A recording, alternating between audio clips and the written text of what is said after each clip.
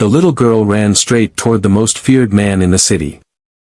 People on the sidewalk froze as they watched her small hands grab the sleeve of a tall man dressed in a black suit. His bodyguards instantly stepped forward, ready to pull her away. Tears streamed down her dusty face as her voice trembled through the busy street. "Please, please save my sister. They're hurting her." No one spoke. No one moved. Because the man she had chosen for help was known as a mafia boss, a man people crossed the street to avoid. And yet, in that moment, a frightened child saw something no one else did: hope. Before we begin, welcome to Kindness Lights, a place where real emotions and powerful stories remind us that kindness can appear in the most unexpected moments.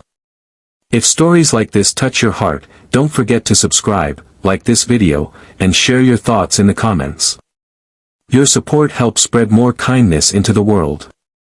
The city of Chicago moved fast that afternoon. Cars honked, people rushed past cafes, and nobody paid attention to anyone else. Anthony Russo stepped out of a black SUV near a restaurant he owned downtown. Tall, calm, and sharply dressed, he carried the reputation of a man who controlled half the city's underground dealings. People whispered his name carefully, never too loudly. Anthony lived by one rule: never get involved in strangers' problems. His bodyguards surrounded him as usual, scanning every corner. That was when the little girl appeared, running barefoot across the sidewalk. Her clothes were worn, her knees scraped, and fear filled her eyes. She ignored the guards and grabbed Anthony's arm tightly. "Please help me," she cried. "My sister, they're beating her behind the old store." The guards tried to pull her away, but Anthony raised his hand. "Wait."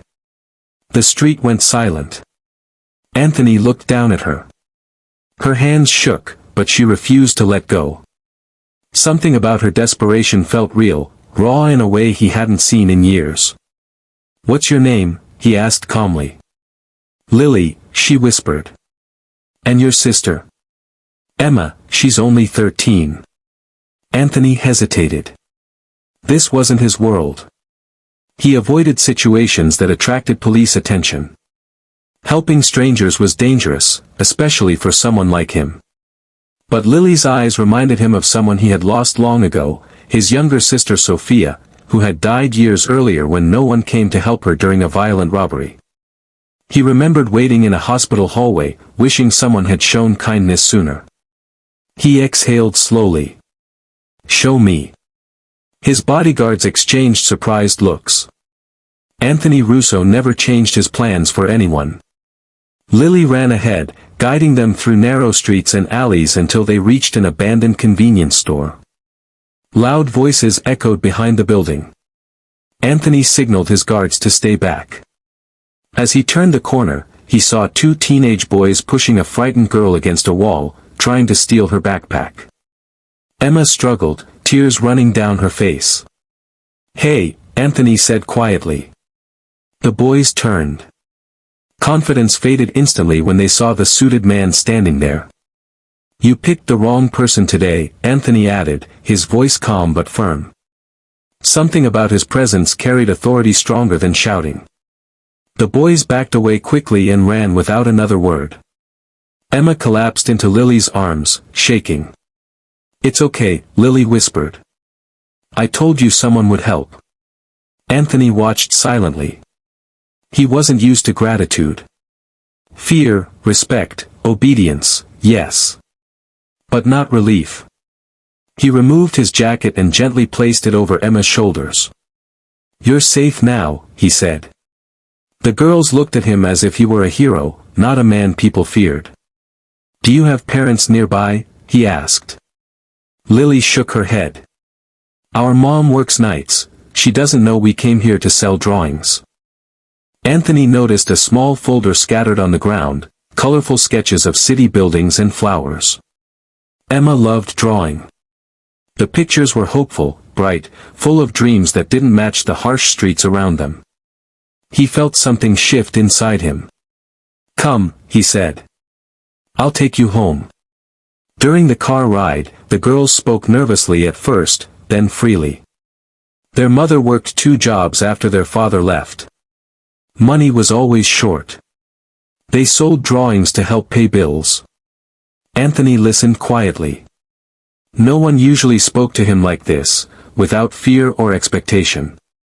When they arrived at a small apartment building, Lily turned to him. "Why did you help us?" Anthony paused. "Because someone didn't help my sister," he thought. But he simply said, "Because you asked." The girls smiled before running inside. Anthony sat in the car longer than usual. Something about the encounter stayed with him. For years, he had built walls around himself, believing kindness was weakness. Yet a single moment had felt different. The next morning, Anthony returned to the neighborhood alone. He found the apartment building and spoke with their mother, Maria, a tired but kind woman overwhelmed by responsibility. He learned the girls often skipped meals so their mother could eat. Their school supplies were old. Emma almost quit art classes because they couldn't afford materials. Anthony left quietly after the conversation. A week later, Maria received unexpected news. Her rent had been fully paid for 6 months by an anonymous donor. Emma's school received a package of professional art supplies labeled only with a small note. "Keep creating." At first, they didn't know who helped them.